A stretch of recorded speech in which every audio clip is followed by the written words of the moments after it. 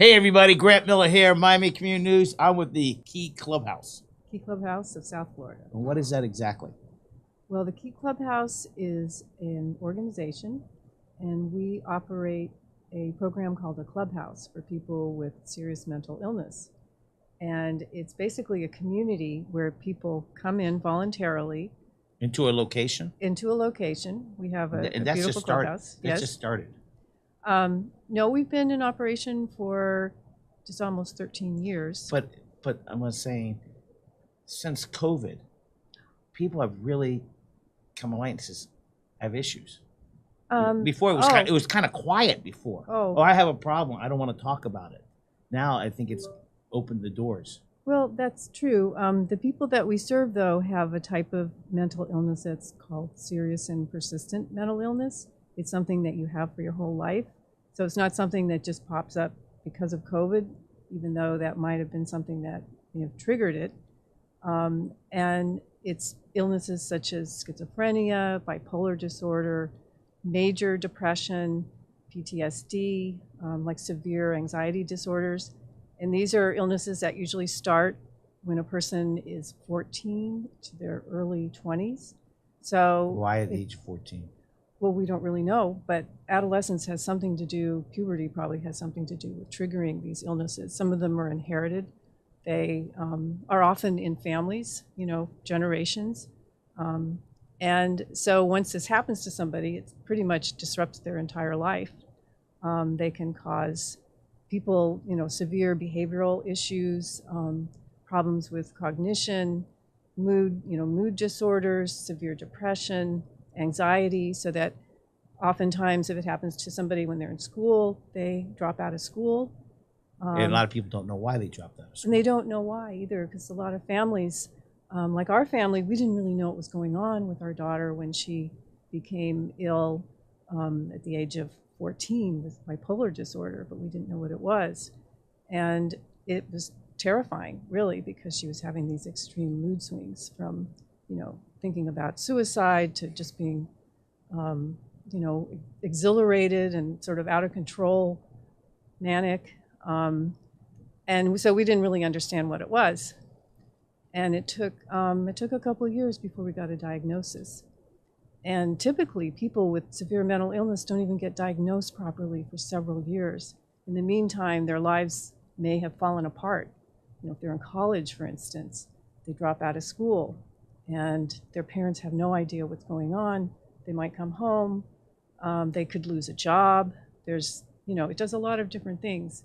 And it's also really traumatic to the family, too, because sometimes when you have somebody, a child, you love and have all these aspirations for, suddenly they turn into another person before your eyes, and you really don't know. Sometimes you think they're taking drugs or... Is that the first reaction of parents? Yeah, oftentimes you think, it might be drugs. And then you find out that it really has nothing to do with that.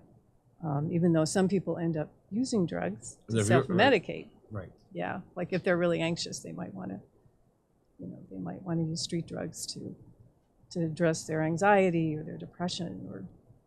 So they're very difficult illnesses to deal with. So our clubhouse is a place where people who have these illnesses, who have maybe dropped out of life, basically, maybe they're isolated at home, they're spending the whole time at home. Maybe they actually have treatment and medication, but they've lost everything, their friends, their jobs, their school, and it takes a long time, and you have to have a certain support system in place to help get back into the world again. This is the reason you started this organization, because of this. Yes, exactly, because I actually have two daughters that ended up having these types of mental illnesses, and I got together with some other parents who also had children who had schizophrenia and bipolar disorder, and they were trying to find a place or some kind of a service that would help their kids come back into the world again and maybe find a job. But the reason I brought up COVID, it's not because of COVID. It was that the whole government was talking about mental illness. It was always there. Right, it's always been there. But now there's a discussion about it. They say, well, because of COVID. No, people had it before that, but it was almost like a secret. and now it's okay to talk about mental illness. So Debra, let's talk about the Key Clubhouse. Well, the Key Clubhouse is an organization that Amy helped start as a founder and a mother of 2 daughters. So we have served 775 people in Miami-Dade so far since we opened. Our folks that we call members, not patients or clients, but members of the clubhouse, live with schizophrenia, clinical depression, post-traumatic stress, and other kind of very severe mental illnesses. So the COVID issue that you're speaking of, Grant, is basically created a lot of post-traumatic stress type of symptoms in people because it became very fearful. The pandemic created isolation episodes for people. People were afraid to go out and getting sick. So now we see a lot of people living with and having symptoms of PTSD. So I think that was a very valid question about that. We are part of a Clubhouse International network. There's 330 around the world. We follow the model of the Clubhouse movement, which helps people stay out of crisis stabilization units and prevents interactions with law enforcement, because we give them a place to belong and to come to every day and practice working again and getting back into the community. Where is it located? We're in Northwest Central Florida, Central Miami, 83. That is, to some people, that is Central Florida. Central if you're Florida. down here, that's Central Florida. We're 8301 Northwest 27th Avenue. Oh, right around the corner. It's right up there. Not too far. So you're hosting a luncheon, I understand. Yes, we are. Is that a fundraiser? It is. We've been holding a special, what we call the Mental Health Hope and Recovery Luncheon for the last 7 years. And this is both to raise money for the clubhouse, but also to educate the public about mental illness and about what it means to recover from a serious mental illness, what it takes. When you say recover, Mm-hmm. Is it recover or is it accept or is it really recover?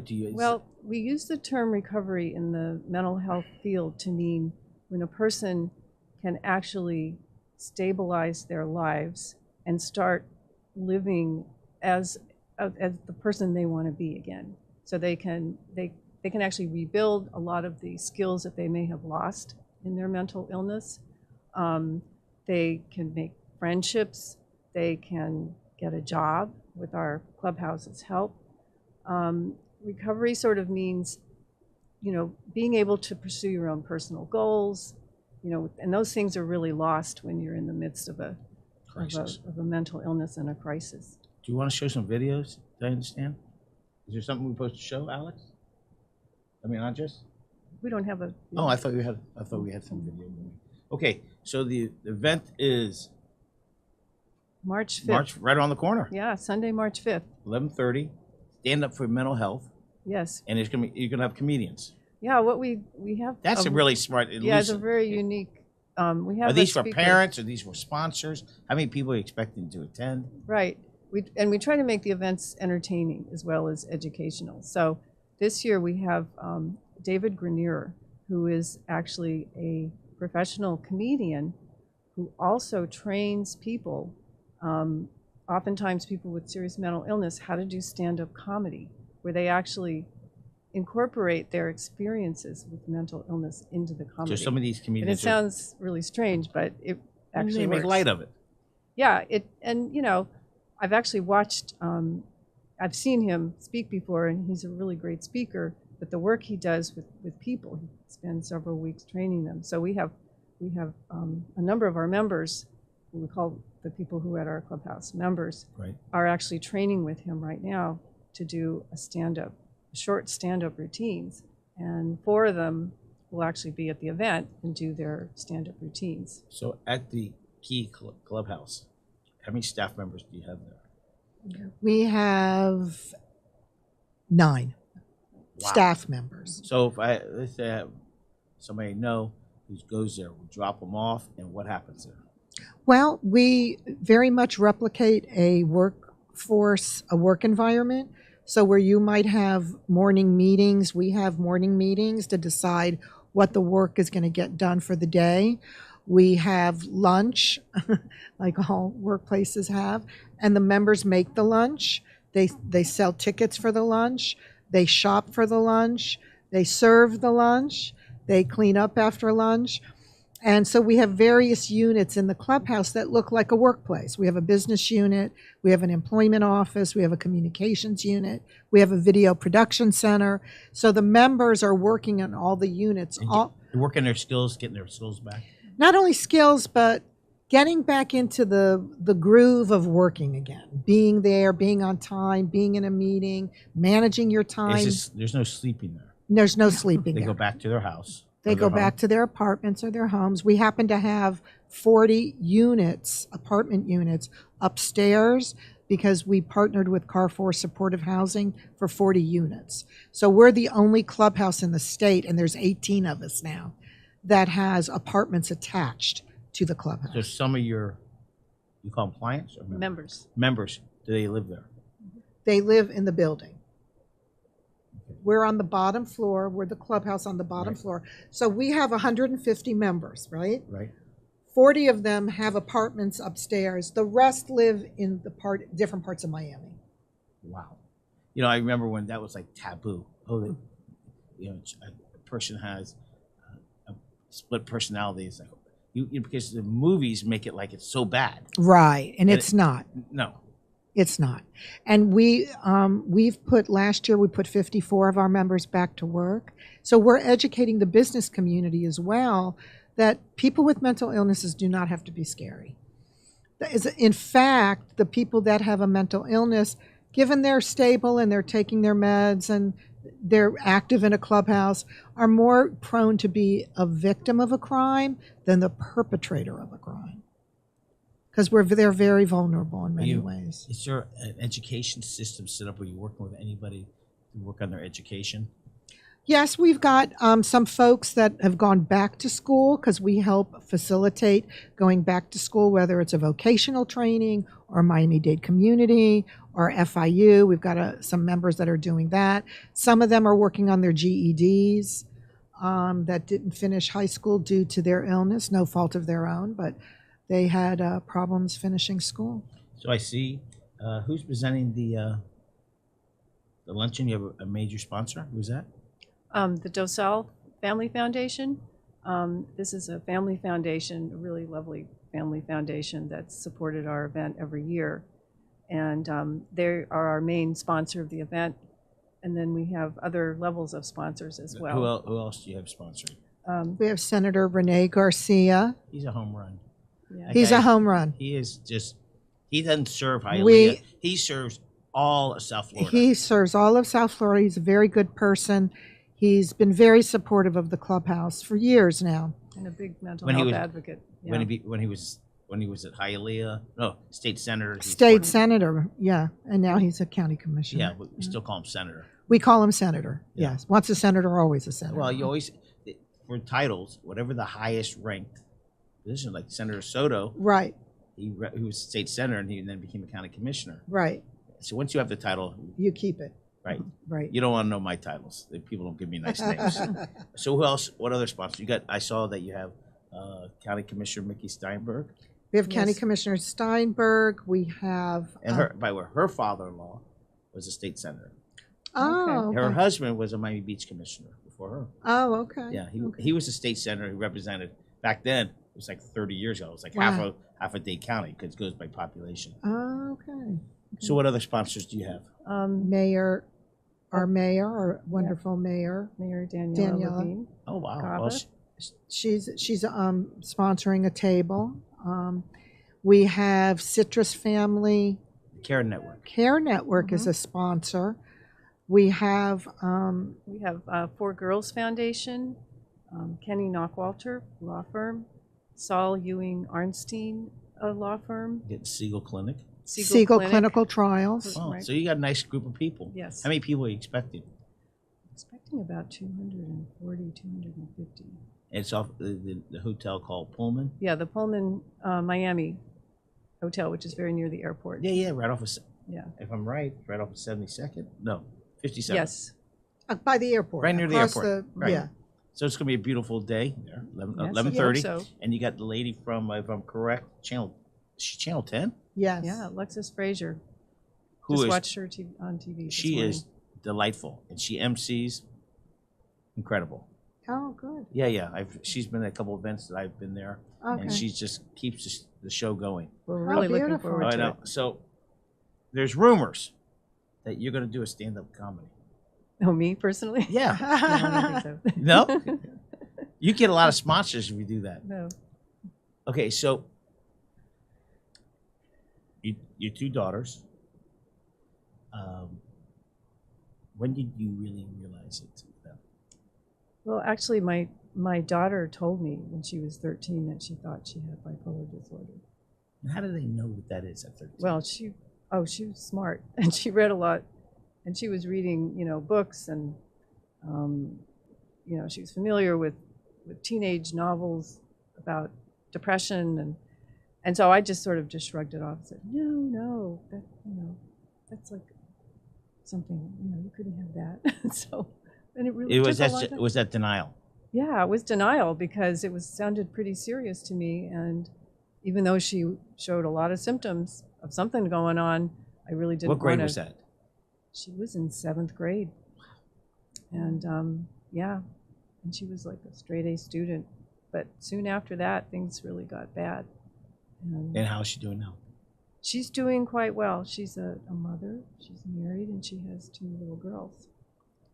So she still deals with some physical things that have happened to her, but she's been stable mood-wise for a long time because she's very careful with her medication. Because of your daughter, because of you and your family, you've saved and changed a lot of people's lives. I hope so, yes. And we've also, in the clubhouse is actually a fun place to be.